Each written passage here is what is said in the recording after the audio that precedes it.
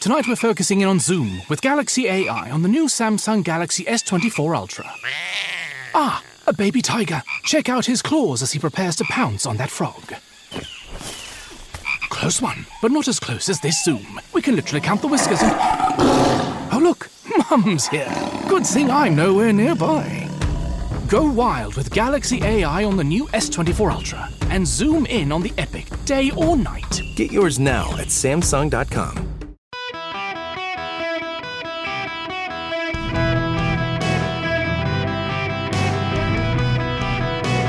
Welcome to the Eric Erickson Show Podcast, Hour 2. Hello, America. Welcome. It's Eric Erickson here across the nation. The phone number is 877-973-7425. If you text the word Eric, my name, and for those of you new to the program, spells a little differently, E-R-I-C-K, not just E-R-I-C, E-R-I-C-K. Text Eric, E-R-I-C-K, to 33777. If you click the first link, you will get my daily show notes email, all the stuff I talk about on the show and then some. We send it out at noon every day right when the show starts. And also, in the mornings, I tend to have a piece out. You should subscribe. But also, if you text Eric to 33777, you get all the other links, social media links. You can find me on Instagram, on Twitter, YouTube, Facebook, you name it. Everywhere. Now, I do want to do something because I am mindful. I have a number of new stations that have come online. For those of you who have been longtime listeners, I should tell you I have signed an agreement for a national syndication. And we've already spread out around the country. We're in Montana and Oregon and Arizona and Nevada and the like. Some we're just running on the weekend, have some stations expanding, but we've got a lot of new stations coming online for us. And so just real quick, for those of you who are new and you're wondering who the hell is this guy and where's the guy who was here last week, I live in Macon, Georgia, grew up in Dubai. I have a somewhat interesting background, I guess you could say, because I actually, when I was 5 years old, my dad's company worked for an oil company, and they basically said, pick one of these countries to go to, or we're out of a job. And so he picked one, and they said, okay, pick another one. Okay. All right. So you're going to Dubai. So when I was 5, my family packed up. We moved to Dubai, and we came back to the States when I was 15. We'd come home during the summer for a couple of months, but otherwise we lived in Dubai. And the weird, cool thing about it was every few months our visas would expire, and we had to pick a place to go. So I've still been to more countries than states. I've actually got an opportunity to go to Kentucky in another month, and I've never been to Kentucky before.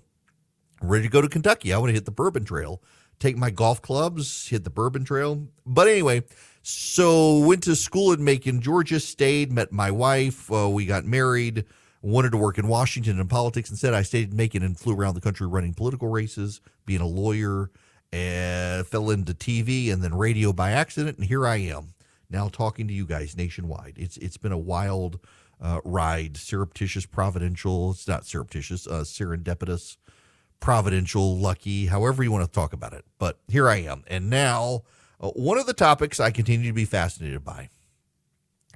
I have continued to maintain one of the reasons we're going through whatever we're going through in our nation right now, this kind of upheaval. Have you noticed friends of yours now sometimes have positions they didn't have a few years ago? Or they have the positions they had a few years ago, but they're more vehement and strident about them now.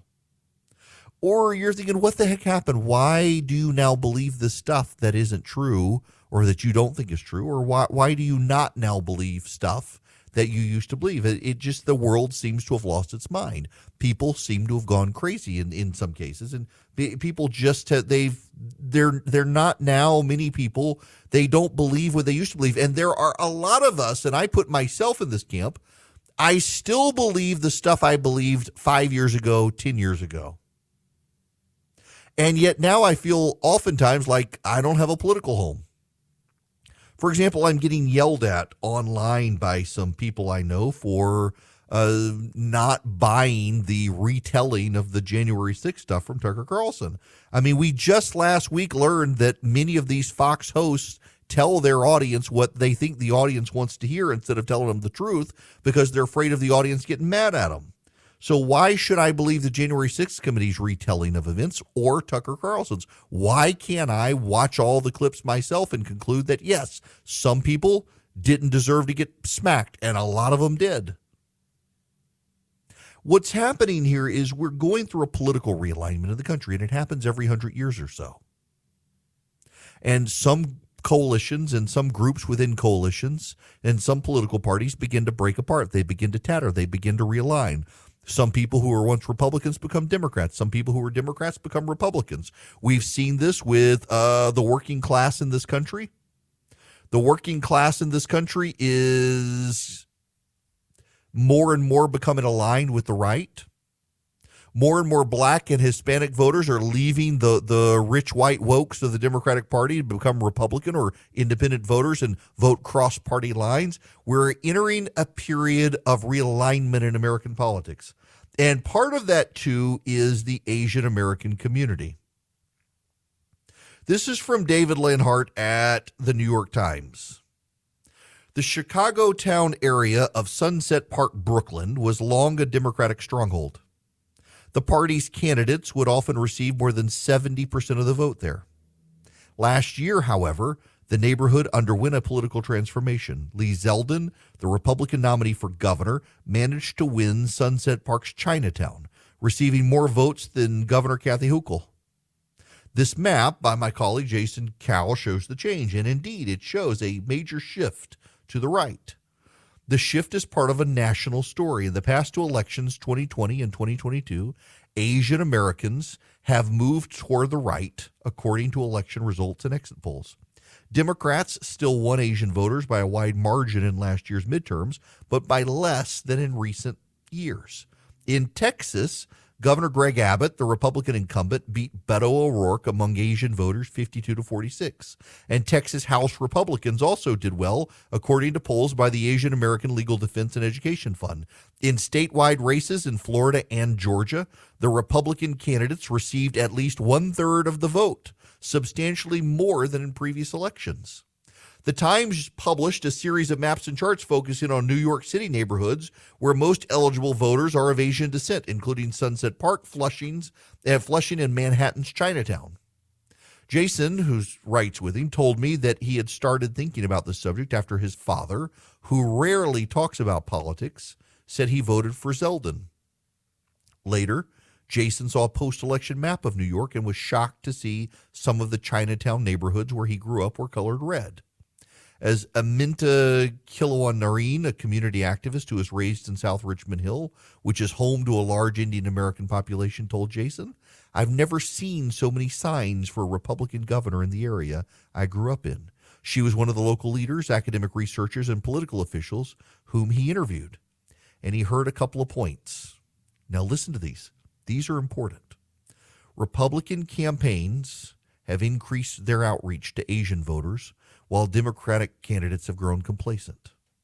Education issues hurt Democrats. Asian voters have been unhappy with proposals to change rules for magnet schools.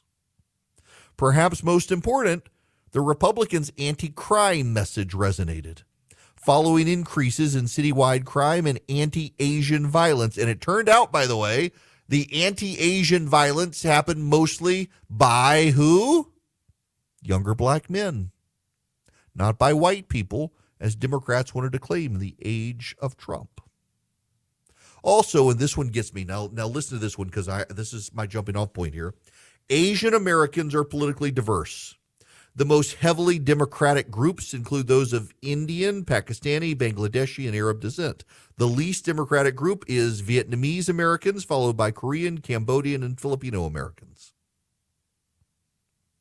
There's also a class divide. Working class Asian voters far more likely to go Republican these days. This is the thing that bothers me about these discussions, about the Hispanic Latino vote or about the Asian American vote, Asian American Pacific Islanders. These are census created, fabricated classes. They don't actually exist. Who is a Hispanic or Latino voter? Well, they're Argentinian, Panamanian, Guatemalan, Honduran, Mexican, Dominican, Haitian, actual Spanish, Chilean, Bolivian. They're not Hispanic. They have a nation-state home from which they originated. Same with Asian Americans. They're Chinese, they're Vietnamese, they're Cambodian, they're Korean, they're Taiwanese, they're Indian, they're Bangladeshi, they're Malaysian, they're Thai, they're Indonesian. They're not homogenous. And what I find fascinating is if you look at Asia to the east, you have the Chinese, the Vietnamese, the Cambodians, the Thais, the Philippines, the Koreans, the Taiwanese. Those tend to be cultures that are the very entrepreneurial cultures, and those people are moving to the GOP. When you look at the Indian subcontinent, India, Pakistan, Bangladesh, that area, those tend to be more state-supported groups. They have a social welfare states, particularly lower castes, depend on more government dependence, and poverty-stricken areas depend on government. And those people tend to vote Democrat, social safety net issues. It's the entrepreneurial class and the faith-based classes of Asian voters that tend to be becoming more and more Republican after years of voting Democrat. You know, Korean Americans in particular are the most Christianized of the Asian communities. Some of the largest Presbyterian churches in the world are in South Korea. It's a highly Christian community. People don't realize that. And they tend to vote very Republican. We're seeing this in the Hispanic community as well, where you come from socialist governments. They still tend to be largely Democratic. However, as they've converted to evangelical Christianity out of Catholicism, those Hispanic voters are rock-ribbed, country music listening Republican voters. You find a Hispanic family that has immigrated from Central or South America, and you ask them if they've converted from Catholicism to an evangelical denomination. Increasingly, it's some branch of Pentecostalism or charismatic religion, and increasingly they become rock-ribbed conservative voters. And often there is a component of whiteness, if we're really honest about it. They view themselves as white, and white people tend to vote Republican, and so they do. There is that component there. You can't dismiss it. It shows up in the polling. But all of this is throwing all of the parties for a loop. The Republican Party used to be much more racially homogenous, oftentimes the party of white people. The Democratic Party, very diverse. But as the Democratic Party continues to get wealthier, whiter, and more secular, Black and Hispanic voters and Asian voters who are faith-based tend to be headed more towards the GOP. That's realigning both parties. Their values become different. Their priorities become different. It's not a bad thing. It's just an uncomfortable thing, because you, like me, can sit there and say, well, I haven't changed on this issue ever. How am I suddenly an outcast in my party? Well, it's because the parties are realigning. You haven't done anything wrong, but neither has the party.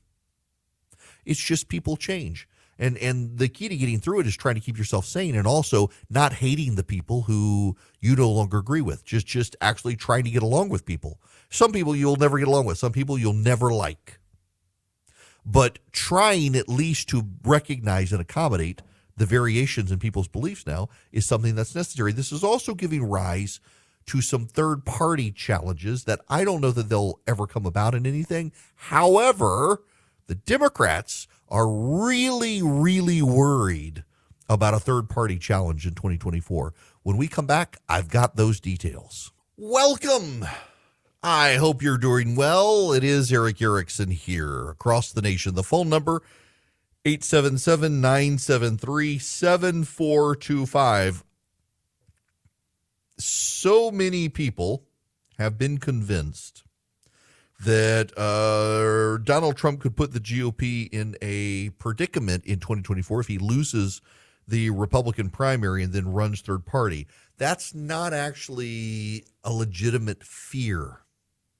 The reason is because of sore loser laws. Sore loser laws say that if you start out in a Republican race and then you don't do well, you lose, you can't then go into a third-party race.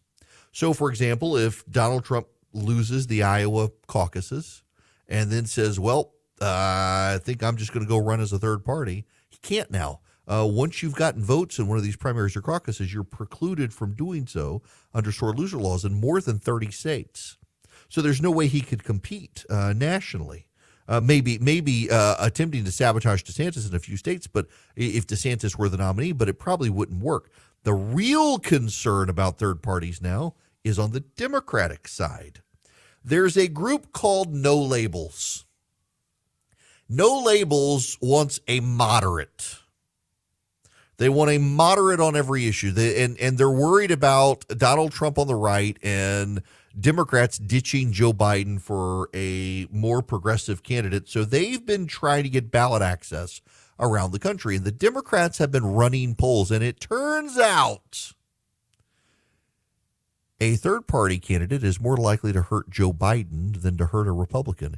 If it's Ron DeSantis or Donald Trump on the GOP side, polling suggests the Republicans could hold their votes.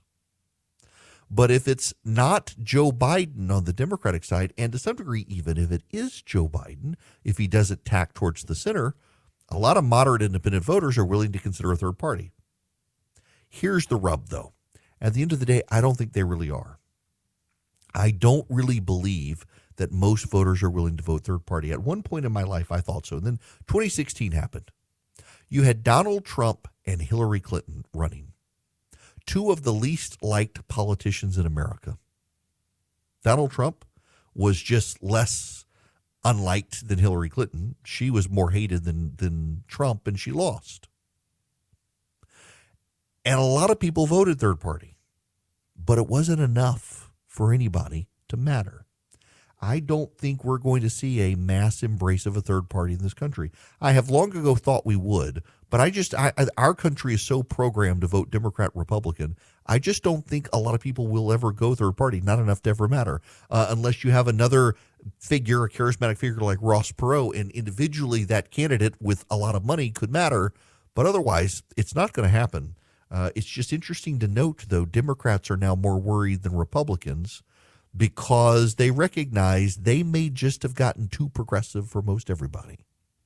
Hi, welcome. It's Eric Erickson here across the nation from Atlanta, Georgia. The phone number is 877-973-7425 if you want to be on the program. Can we have some level of a nuanced conversation? I don't know that we can. About corporations and the wokes and all of that. Let's try to delve into this. Maybe possibly delve into this. So Walgreens has decided it's not going to distribute the abortion pill in 20 states. It said on Friday it won't do this. It recognizes the lawsuits it would get in those states. The company says it will not dispense mifepristone, the first of two drugs in the medication abortion process, in 20 states following a February 1st letter from Republican attorneys general. Retail pharmacies have been caught in the middle of the abortion battle. Companies are loath to antagonize lawmakers in states where they face politically motivated reprisals.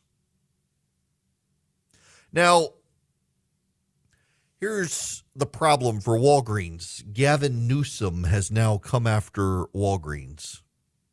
What was so interesting here is that Newsom was on the attack against Florida when Florida decided to punish Disney for coming out against the Parental Rights and Education Act. Notice, I did not say the Don't Say Gay bill because that's a mischaracterization branded by the left. It's Parental Rights and Education Act. And when Disney opposed the Parental Rights and Education Act, which simply says you can't teach sex ed and gender issues in kindergarten through third grade, something most parents agree with, when Disney came out against it, Florida, of course, went to war with Disney and won. Gavin Newsom, the governor of California, came out and took Disney's side and says, we will not bully, badger, harass, cajole companies and force them to align with our politics. That's how you do business in California. Got that? They are not going to force companies to align to their politics to do business in California because that's not good for business.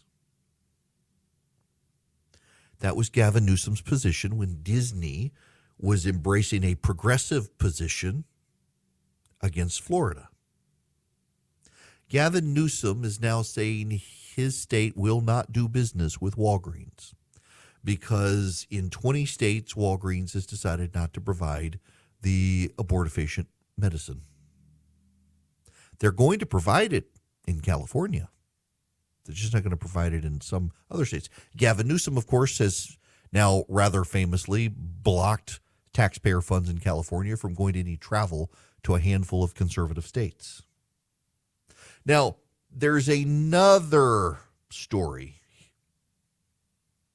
Kevin Blackistone, Blackistone, Blackistone, Black Eye Stone, Kevin Blackistone, has a piece in the Washington Post. And I need to read you some of this.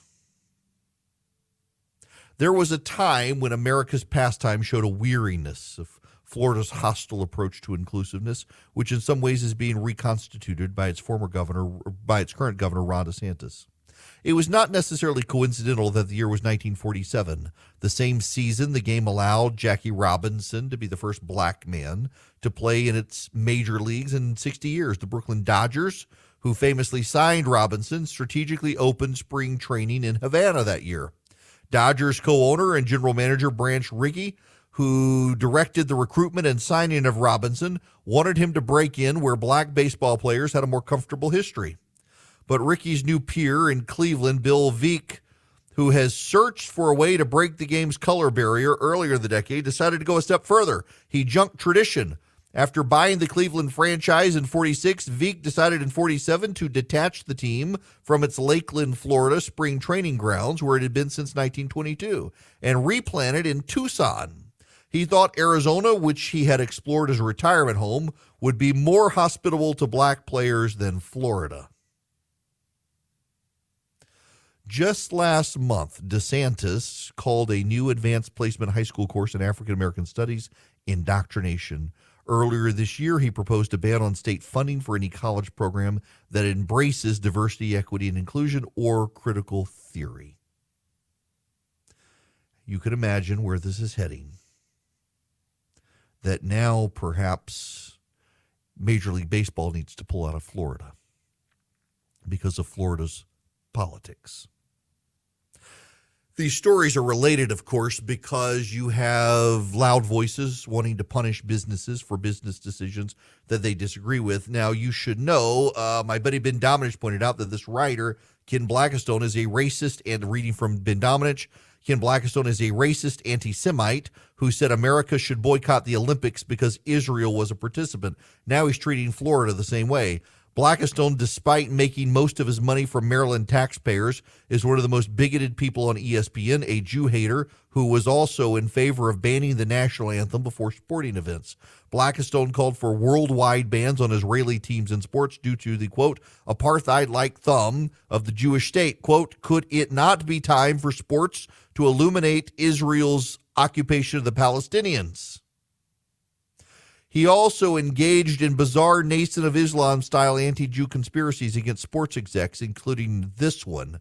Abe Pollin, Blackistone wrote, moved to replace Bullitt's name of his WNBA or his NBA team after his friend Yitzhak Rabin was assassinated shortly after promoting Jerusalem as the capital of Israel.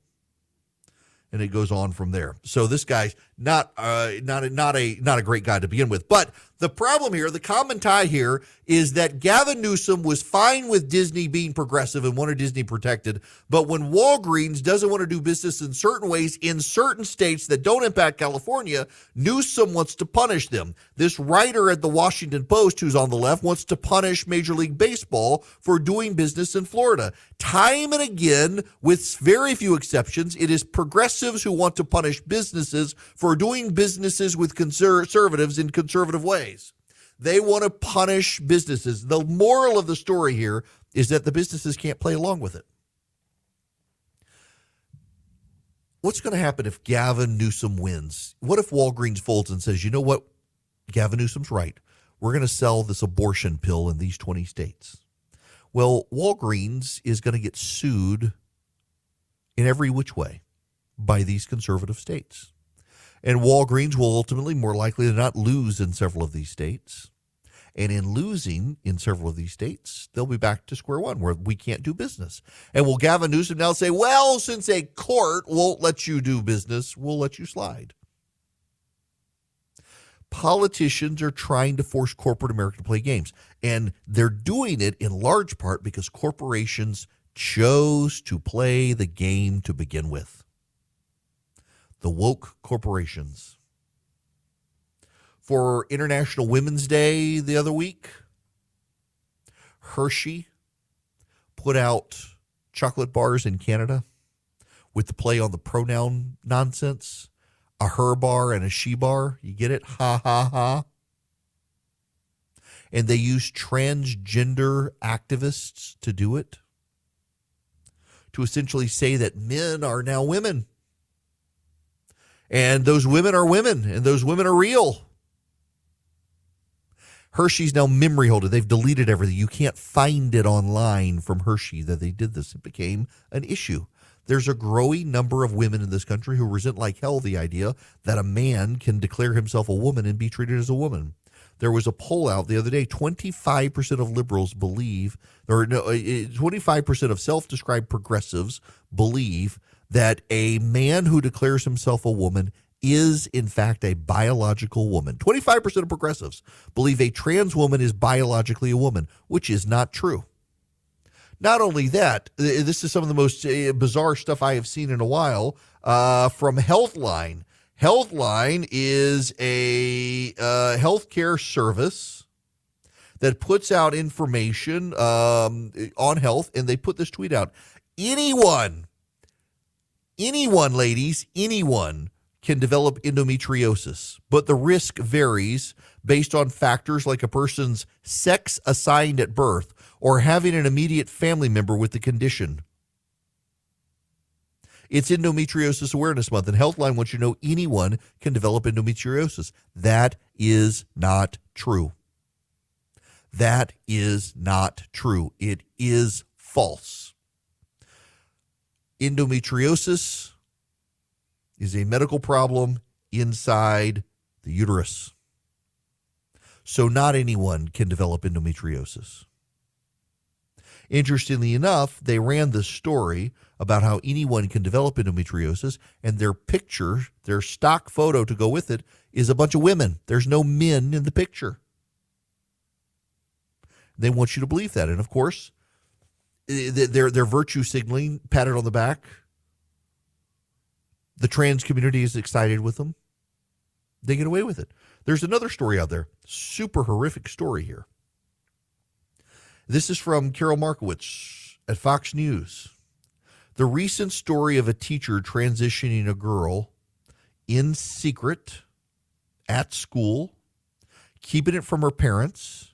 It happened in a red hamlet, in a red town, in a red county. That's right. A teacher helped a girl transition in a bright red part of the country.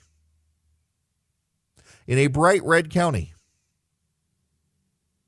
And did it behind the kid's back. By the way, the kid was 9 years old. The teacher assigned the student a new boy name and referred to the child as a boy. The parents were only alerted to what was going on when their daughter started having suicidal thoughts. It was a red part of America in a staunchly conservative town, and the teacher did this. And the teacher will undoubtedly be applauded by a lot of people on the left. I'm sure the teacher can go work in Gavin Newsom's California. The problem here, though, is we kind of did this to ourselves, did we not? These woke corporations, they've all played in the woke arena. Walgreens has, CVS has. My gosh, CVS has all of its diversity nonsense. And so they've signaled to the left, we're on your side on these issues. We're on your side in all these things. And now suddenly they're having to cave in to conservatives in conservative states, and the liberals say, you can't cave to them. You're on our side. How dare you? Because they chose to engage in the performative nonsense to begin with. They chose to signal their left-wing virtue. And now the left is saying, you can't change your mind, even if it gets you in trouble. There's a consequence. There's a cost. and they're having to deal with it. Major League Baseball, of course they can be bullied. Stacey Abrams bullied Major League Baseball into pulling out of Georgia for its All-Star game. Of course this guy in the Washington Post knows Major League Baseball will listen. He's willing to be bullied. They will pull everybody out of Florida if this guy can get them to do it. Except it would be costly to do that in Florida. To pull all the teams out of Florida would be a big deal, and not all the owners will go along with it. But this guy knows he can take them on because they've already caved to Stacey Abrams. You cave once, you're going to keep caving. The only way to win is to not play the game. It's the only way to win. I mean, I could have told Walgreens off the bat that carrying that medicine was bad news for Walgreens because they were going to get it from all sides, but Walgreens chose to play the game. So Walgreens is going to get burned. I feel sorry, though, for the parents when they're in an education environment and the teachers have decided to play the game. And they hide behind their back and the like. Absolutely bizarre that these sorts of things are happening. And Gavin Newsom will egg them on. The left will egg these corporations on to be reliably progressive. And the problem is if the companies decide to embrace the branding and the identity, they're going to alienate half their customer base. And then when they make decisions to woo that customer base back, they're gonna alienate the other side. If they would just not be woke out of the gate, if they would just avoid the virtue signaling branding out of the gate, they wouldn't have these problems. Maybe Gavin Newsom bullying Walgreens will help other corporations realize you can't afford to be woke and you can't afford to virtue signal pretending to be woke when you're not. Or eventually you will set yourself up for the government to come after you. So maybe perhaps this is a good lesson learned. Now, I want you to learn your lessons when it comes to figuring out what to do with precious metals and the like. There are so many options out there for you, and I've tried to find you a company that you can do business with, and I found Advantage Gold. They're TrustLink's #1 highest rated gold company 7 years in a row. What I liked about them is when I called them, didn't tell them who I was, they answered all my questions, and they did it without the shtick. They did it without the pressure. They just wanted me to have the most knowledge possible to figure out whether or not I wanted to use gold in my retirement, my 401k, my IRA, or just my general investments. With the markets the way they are right now, my goodness gracious, you don't want to look at the Dow Jones right now. It's down over almost 600 points.